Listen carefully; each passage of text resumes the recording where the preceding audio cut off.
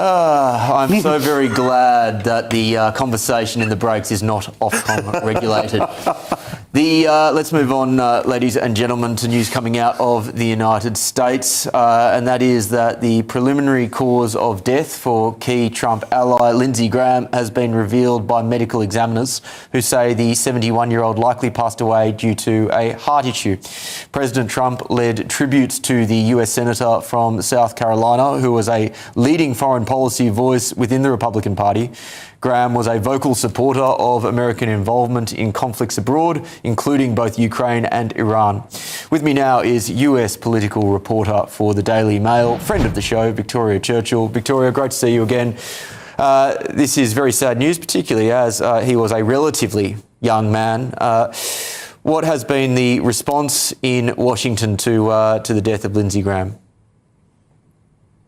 Well, I think the death of Lindsey Graham marks really the end of an era here in Washington. He, for most of his career, marked a kind of old school approach to U.S. foreign policy that were shared by the likes of Senator John McCain and, for example, even some other members that are outgoing. I actually spoke in an exclusive interview with Michael McCall, who is a former chairman of both the House Armed Services as well as the House Homeland Security Committee. And, they really both of them counted McCain as a mentor.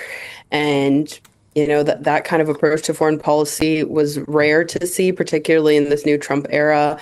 But Trump, of course, paid tribute to Graham earlier today, which was notable. The two of them, former foes in the 2016 presidential race, turned great friends and even golf buddies. He was, of course, a supporter of foreign conflicts, particularly and notably in recent times, the war in Ukraine. That's put him at odds with many members of the Republican Party. With that leading voice supporting the Ukrainians now gone, what does this potentially do for support for Ukraine from the United States particularly within the Republican Party? Well, I just mentioned House member Congressman Michael McCall. McCall was actually also in Ukraine on a separate delegation to meet with Zelensky. So, Ukraine does still have allies remaining in the U.S. Congress, particularly in the House. In the Senate, Graham was actually often part of bipartisan efforts to either visit Ukraine, facilitate meetings with Ukraine and the U.S.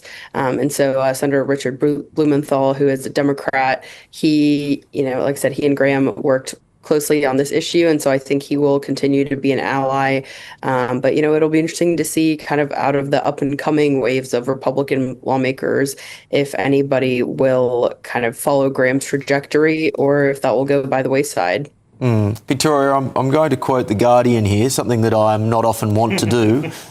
His greatest legacy might well be as an example of the sea changes brought about by the era of Donald Trump. At first, Graham was anti-Trump, and then that changed in March 2017 when he had lunch with Trump and emerged joking that he had given the president his new phone number. Trump is committed to rebuilding our military, which is music to my ears. He's in deal-making mode, and I hope Congress is like-minded. Trump turned on the charm and they became golfing buddies.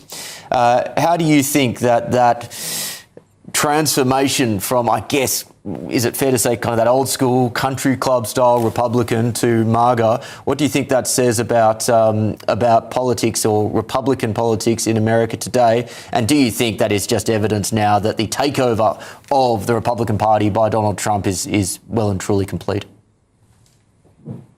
I think to answer your question, Will, I think it's both yes and no. Actually, in Graham's home state of South Carolina, I was down there just a few weeks ago covering the gubernatorial primary race. And even though Trump's preferred pick was the first vote getter in the gubernatorial primary on the Republican side, he ended up coming in with a last minute endorsement for the guy that ended up winning the Republican runoff. And so, I think kind of the question that I had going into that trip was, will Trump kind of have a a three-streak loss of Republican endorsements. And I think the White House saw the writing on the wall and actually moved Trump's endorsement to favor the person that was most likely to win.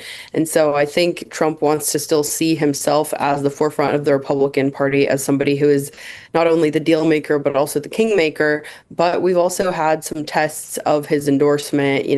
Two candidates have already lost, particularly in Iowa. There was an incumbent Republican congressman who was running for the governorship there, who lost his primary. And so, I think the White House is trying to make sure that Trump, particularly after these midterms, is not a lame duck. But I think there's already people that are voicing potentially a post-Trump era and what that could look like. For example, Texas Senator Ted Cruz is one name that may potentially run for the presidency in 2020 on the Republican side. Senator Rand Paul, of course, who has, he's also a golf acolyte of President Trump, but, of course, their disagreements are well known within the Republican Party, particularly on Capitol Hill. So, yeah, that's where things stand here stateside. Separate but related question on another Republican stalwart, Mitch McConnell, who's also had his fair share of health issues. Do you have any updates on what his current status is, both in terms of his health and in terms of his position within the Republican Party more generally? So Senator McConnell is not running for re-election this year. The Kentucky Republicans have already had their primaries. So, they have their selection for who they're putting forth in that seat. But of course, as you guys flash up this picture here, Senator McConnell released an update earlier this afternoon that he is, working to get back to full health and to be on Capitol Hill, and, to hopefully finish out the last few months of his term up until November with no hiccups. But he did also note in that message, given that he has been gone a month, that he wishes his recovery could be taking less time, but at the kind of the pointing in the direction of doctors that he is taking as much time in the hospital as he needs before he gets back to it. Victoria, great to chat to you as always. Thank you for your time.